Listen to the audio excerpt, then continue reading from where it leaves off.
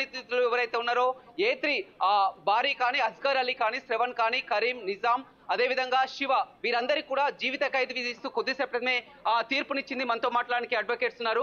చెప్పండి, ఈ కేసులో మొత్తం కూడా కొద్దిసేపటి క్రితమే తీర్పు ప్రకటించింది కదా, ఎలాంటి తీర్పు?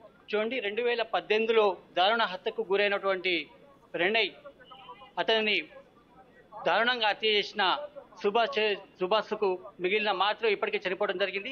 న్యాయస్థానం 78 మంది సాక్షులను విచారించిన క్రమంలో స్పెషల్ న్యాయవాది పబ్లిక్ ప్రాసిక్యూటర్ నియమితులైన దర్శనం నరసింహ గారి చొరవతో ఈ కేసులో అతనికి ఉరి చేయడం జరిగింది. మిగిలిన నిందితులకు కఠిన కారాగార యావజ్జీవ శిక్ష విధించడం జరిగింది. అలాగే 15,000 రూపాయలు ఫైన్ కూడా ఇవ్వడం జరిగింది. దీనిలో ఈ తీర్పు వల్ల న్యాయవాదులందరూ హర్షం వ్యక్తం చేస్తున్నారు. అలాగే బాధితులకు కూడా హర్షం వ్యక్తం చేసే అవకాశం ఉంది. దీనిపై తుది తీర్పు లోబడే వరకు అప్పీల్కు అవకాశం ఉంటుందని జడ్జి గారు, ఎస్సీ ఎస్టీ జడ్జి గారు తీర్పులో వివరించడం జరిగింది. ఈ తీర్పు నిందితులకు గొడ్డలి పెట్టని చెప్పవచ్చు. హైకోర్టు కూడా వెళ్ళి అప్పీల్ చేసుకునే అవకాశం కూడా ఇచ్చింది. వీరికి తీర్పు హైకోర్టుకు వెళ్ళే అవకాశం కూడా ఇచ్చింది. అప్పీల్ వెళ్ళడానికి ఇది మన 30 రోజుల లోపల హైకోర్టుకు వెళ్ళి అప్పీల్ చేసుకునే అవకాశం ఇచ్చింది. అంటే A2 కూడా ఈ అవకాశం ఉందా? ఉరి శిక్ష పడే అందరు నిందితులకు అవకాశం ఉంది, అప్పీల్కి వెళ్ళే అవకాశం ఉంది. ఉరి శిక్ష పడ్డ నిందితుడు శర్మకు కూడా అవకాశం ఉన్నది. చెప్పండి. ఈ హత్య కేసులో సంచలనమైన తీర్పు అనుకోవాలి. ఈ విషయంలో ఎస్సీ ఎస్టీ అట్రాసిటీ కేసు, ఇది కుల వ్యవస్థ మీద ఎంతో ప్రభావం చూపించిన ఈ హత్య కేసుని జడ్జి గారు సుభాష్ శర్మకి డెత్ ఇంప్రిజ్మెంట్ ఇవ్వడం జరిగింది. అదేవిధంగా మిగిలిన వాళ్ళందరికీ లైఫ్ ఇంప్రిజ్మెంట్ ఇవ్వడం జరిగింది. ఈ సంచలనమైన తీర్పుని అందరూ హర్షిస్తున్నారు.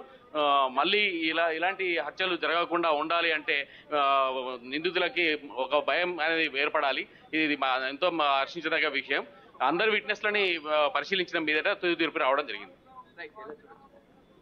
ఈ యొక్క ప్రణయ్ హత్యకి సంబంధించినటువంటి తీర్పును ఇది ఒక ప్రజాస్వామిక విజయంగా, అదేవిధంగా భవిష్యత్తు ప్రజా ఉద్యమాలకు ఒక మార్గదర్శిగా చూడొచ్చు. మొత్తం కూడా అంతా బయటికి వస్తున్నటువంటి విజువల్స్ ను కూడా చూస్తున్నాం. ఒక ఉత్కంఠకైతే తెరపడిందని చెప్పవచ్చు. ఫైనల్ గా ఎప్పుడెప్పుడు కూడా ఎదురు చూసినటువంటి పరిస్థితి కనిపిస్తుంది. ఎందుకంటే దేశవ్యాప్తంగా సంచలనం కలిగించింది. కులాంతర వివాహం చేసుకుని ఒక పరువు హత్య కేసులో కోర్టు ఎలాంటి జడ్జిమెంట్ వస్తుందని కూడా రెండు రాష్ట్రాల ప్రజలు కూడా ఎంతో టెన్షన్ గా కూడా ఎదురు చూడడం జరిగింది. చివరికి A2గా ఉన్నటువంటి సుభాష్ శర్మకి కూడా మొత్తం అతనికి ఉరిశిక్ష విధించింది. మిగతా నిందితులందరికీ కూడా జీవిత ఖైదు విధించినటువంటి పరిస్థితి కనిపిస్తుంది. మనం మొదటి నుంచి కూడా ఈ కేసుని ఎవరైతే ఉన్నారో దర్శనం ప్రతిష్టాత్మకమైనటువంటి తీర్పుగా పేర్కొనవచ్చు. ఇది న్యాయ వ్యవస్థలో ఒక కీలకమైన తీర్పుగా దీన్ని పేర్కొనవచ్చు. ఈ తీర్పు వల్ల సమాజంలో మార్పు వస్తుందని చెప్పి ఆశిస్తా ఉన్నాము. నిజానికి ఈ కేసు